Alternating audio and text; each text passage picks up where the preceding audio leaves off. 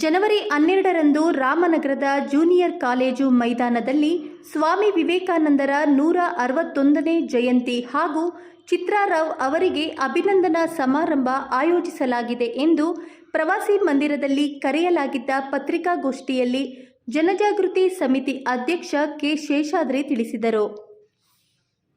ನಾಳಿದ್ದು ಶುಕ್ರವಾರ 12/1/2024ರಂದು ಸ್ವಾಮಿ ವಿವೇಕಾನಂದರ 161ನೇ ಜಯಂತಿ ಅಂಗವಾಗಿ ರಾಷ್ಟ್ರೀಯ ಯುವ ದಿನಾಚರಣೆ ಹಾಗೂ ಕುಮಾರಿ ಚಿತ್ರಾರಾವ್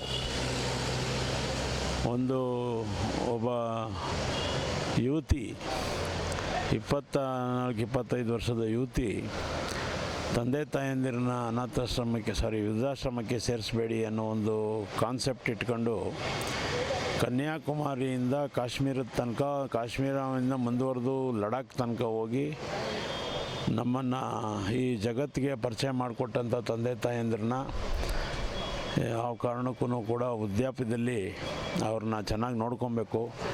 ಯಾವುದೇ ಕಾರಣಕ್ಕೂ ಅವ್ರನ್ನ ವೃದ್ಧಾಶ್ರಮಗಳಂತ ಇದನ್ನ ಅಥವಾ ನಿರ್ಲಕ್ಷ್ಯ ಮಾಡಬಾರ್ದು ಅನ್ನೋ ಒಂದು ಮಹೋನ್ನತವಾದೊಂದು ಸಂದೇಶವನ್ನು ಎತ್ಕೊಂಡು ಒಬ್ಬ ಯುವತಿ ಭಾಳ ಕೆಚ್ಚೆದೆಯಿಂದ ಧೈರ್ಯದಿಂದ ರಾಷ್ಟ್ರದಾದ್ಯಂತ ಸಂಚಾರ ಮಾಡಿ ಸಾವಿರಾರು ಜನ ಯುವಕರನ್ನ ಮತ್ತು ಅನೇಕ ಸಂಘ ಸಂಸ್ಥೆಗಳಲ್ಲಿ ಈ ವಿಚಾರದಲ್ಲಿ ಜಾಗೃತಿಯನ್ನು ಉಂಟು ಮಾಡುವ ಒಂದು ಪ್ರಯತ್ನವನ್ನು ಮಾಡಿದ್ದಾಳೆ.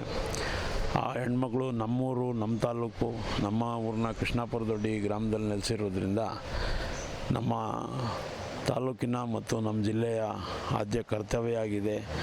ಆ ಒಂದು ಹೆಣ್ಮಗಳಿಗೆ ನಾವು ನಾಗರಿಕ ಸನ್ಮಾನ ಮಾಡಬೇಕು ಅಂತ ಉದ್ದೇಶ ಮಾಡಿದ್ದು ನಮ್ಮ ನಗರಸಭೆ, ನಾವು ನಮ್ಮ ಅನೇಕ ದಲಿತ ಸಂಘಟನೆಗಳು, ವಿವಿಧ ಬೇರೆ ಬೇರೆ ಸಂಘಟನೆಗಳೆಲ್ಲ ಸೇರಿ ನಾವೊಂದು ಸನ್ಮಾನ ಕಾರ್ಯಕ್ರಮವನ್ನು ಹಮ್ಮಿಕೊಂಡಿದ್ದೇವೆ.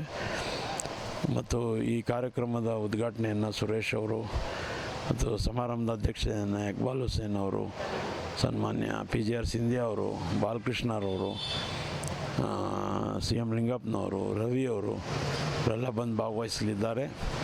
ಮತ್ತು ಯುವಕರಿಗೆ ಈ ಸ್ವಾಮಿ ವಿವೇಕಾನಂದರ ವಿಚಾರ ಮತ್ತು ಯುವ ಚೈತನ್ಯದ ಬಗ್ಗೆ ಸಂಪನ್ಮೂಲ ವ್ಯಕ್ತಿಗಳಾಗಿ ಡಾಕ್ಟರ್ ಶಿವಕುಮಾರ್, IAS ಅಕಾಡೆಮಿಯ ಸಂಸ್ಥಾಪಕರು ಹಾಗೂ ಭವ್ಯ ನರಸಿಂಹಮೂರ್ತಿ ಅವರು ಬಂದು ತಮ್ಮ ವಿಚಾರಗಳನ್ನು ಯುವಕರಿಗೆ ತಿಳಿಸಲಿದ್ದಾರೆ. ಮತ್ತು ಇನ್ನೊಂದೇನೆಂದರೆ ಸ್ವಾಮಿ ವಿವೇಕಾನಂದರ ಈ ಒಂದು ಅವರ ವಿಚಾರಧಾರೆಯನ್ನು ಒಳಗೊಂಡಂತೆ ಒಂದು ಎಕ್ಸಿಬಿಷನ್, ಅವರ ಬದುಕು ಮತ್ತು ಅವರ ಪುಸ್ತಕಗಳು, ಅವ್ರ ಮೇಲೆ ಇರ್ತಕ್ಕಂಥ ಪುಸ್ತಕಗಳು ಕೂಡ ಮಾರಾಟ, ಮಳಿಗೆ ಮತ್ತು ಎಕ್ಸಿಬಿಷನ್ ಕೂಡ, ಅವರ ಬದುಕಿನ ಬಗ್ಗೆ ಒಂದು ಎಕ್ಸಿಬಿಷನ್ ಕೂಡ ಏರ್ಪಾಡು ಮಾಡ್ತಾಯಿದ್ದೀವಿ. ರಾಮಕೃಷ್ಣ ಆಶ್ರಮದ ಅವರೆಲ್ಲ ಸ್ವಾಮಿಗಳು ಬಂದು ಈ ಒಂದು ಕಾರ್ಯಕ್ರಮವನ್ನು ಕೂಡ ಅವ್ರ ಮುಖಾಂತರ ಕೂಡ ಮಾಡಿಸ್ತಾ ಇದ್ದೀವಿ. ಈ ನಿಟ್ಟಿನಲ್ಲಿ ನಮ್ಮ ಯುವ ಪೀಳಿಗೆಗೆ ಈ ವಿಚಾರ, ವಿವೇಕಾನಂದರ ಆದರ್ಶಗಳು, ಅವರ ಚಿಂತನೆಗಳು ಎಲ್ಲ ಸ್ಫೂರ್ತಿಯಾಗಲಿ, ಮುಂದಿನ ಭವ್ಯ ಭಾರತದ ಪ್ರಜೆಗಳಾಗಿ ನಮ್ಮ ಯುವಕರು ಒಂದು ವ್ಯಕ್ತಿತ್ವ ವಿಕಸನವನ್ನು ಮಾಡಿಕೊಳ್ಳಿ ಅನ್ನೋ ಉದ್ದೇಶದಿಂದ ಈ ಕಾರ್ಯಕ್ರಮವನ್ನು ಹಮ್ಮಿಕೊಂಡಿದ್ದೇವೆ. ಎಲ್ಲರೂ ಕೂಡ ಬಂದು ಇದರಲ್ಲಿ ಭಾಗವಹಿಸಿ ಯಶಸ್ಸುಗೊಳಿಸಲಿಕ್ಕೆ ಸಹಕಾರ ಕೊಡಬೇಕಂತೇಳಿ ನಾನು ತಮ್ಮ ಮೂಲಕ ಪ್ರಾರ್ಥನೆಯನ್ನು ಮಾಡ್ತೇನೆ.